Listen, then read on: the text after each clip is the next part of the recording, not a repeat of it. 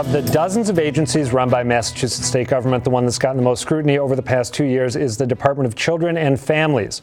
It was an issue Governor Charlie Baker did not directly bring up during his inaugural address, but he did allude to it.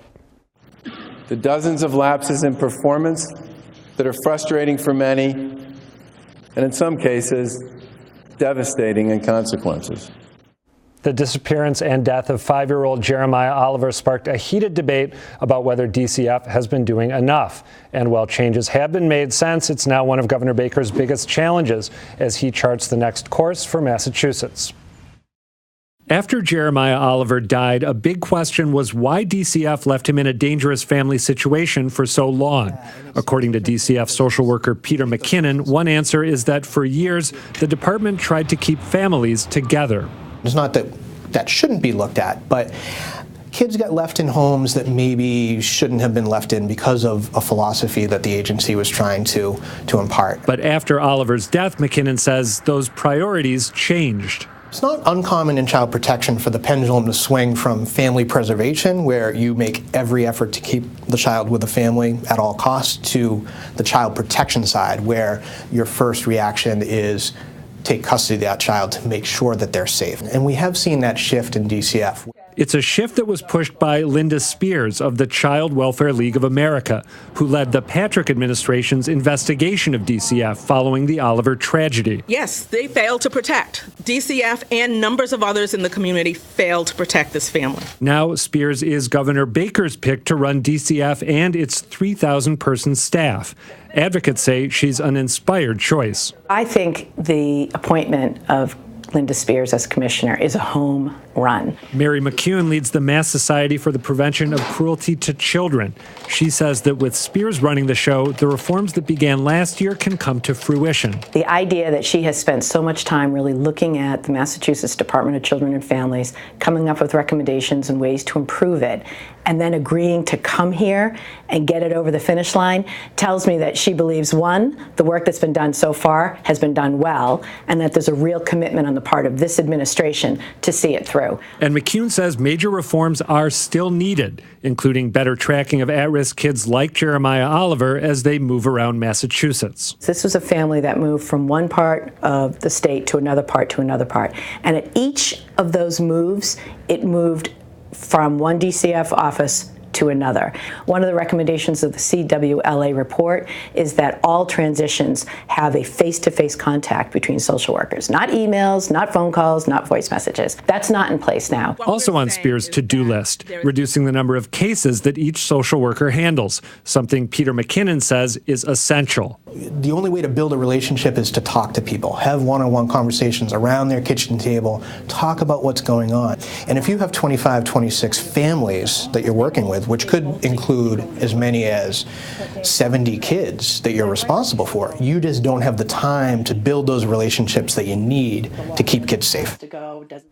Governor Baker did exempt the Department of Children and Families when he declared a state government hiring freeze last week, but my next guest believes the problems go far deeper than just staffing levels. Erin Bradley is the executive director of Children's League of Massachusetts. Erin, welcome to Greater Boston. Thank you for having me. So you're on the show today because you heard me talking about some of this stuff on WGBH radio this morning. I was talking about staffing levels, and you sent a tweet saying it's not just staffing levels. Why do you think the focus on caseloads is maybe a little misguided? Well, I think caseloads is something that needs to be looked at, and really we need to get down to the 15-to-1.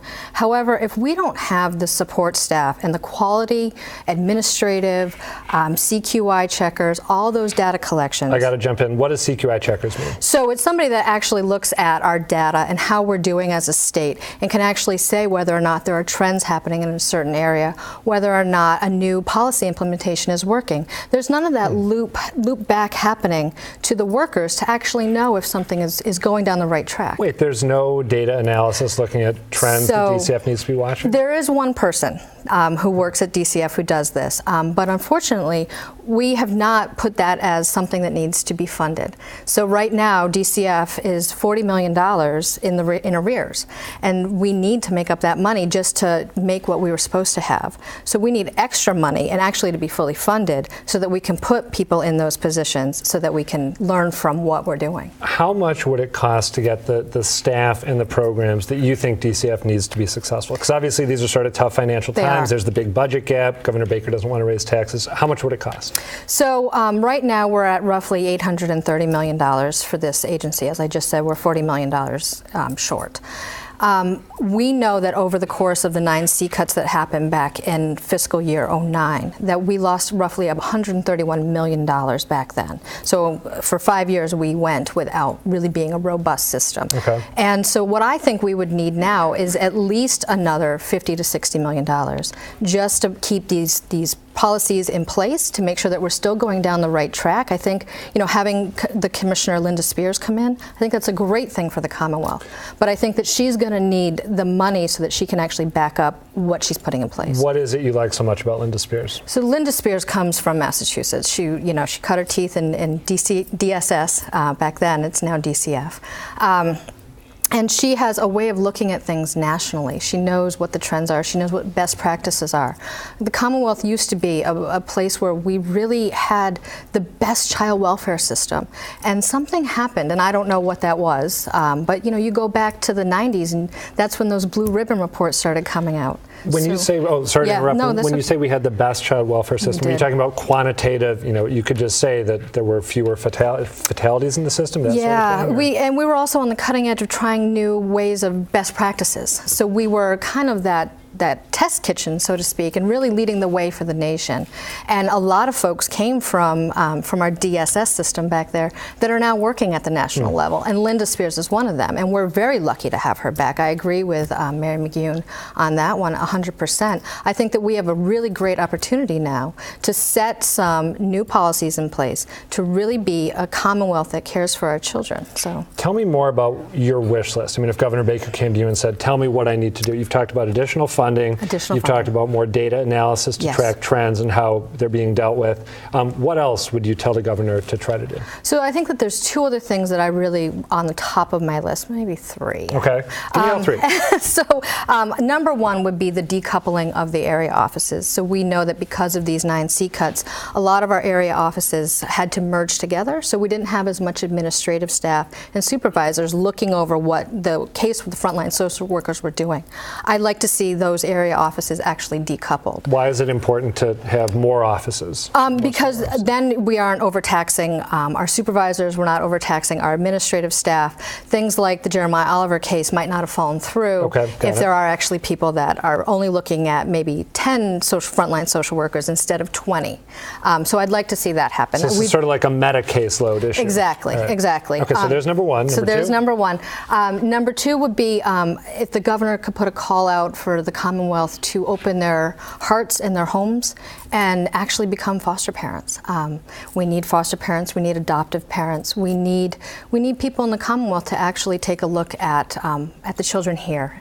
So that would be number 2. Mary McCune mentioned to me that a lot of people are not actually compensated for being foster parents. Is that right?